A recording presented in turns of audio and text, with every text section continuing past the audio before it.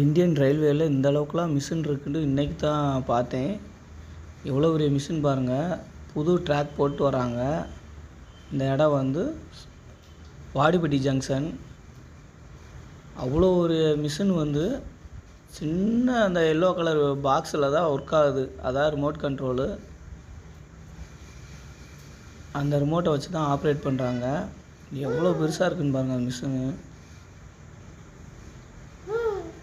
Technology எங்கேயோ போயிட்டுருக்கு.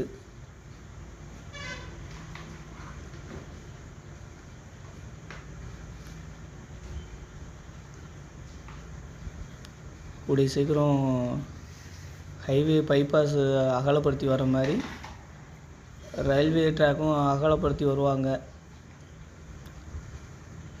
நிறையா மக்கள் வந்து ரயில்வே ட்ராக்கை ஒட்டி தான் வீடுகளே கட்டி வச்சுருக்காங்க.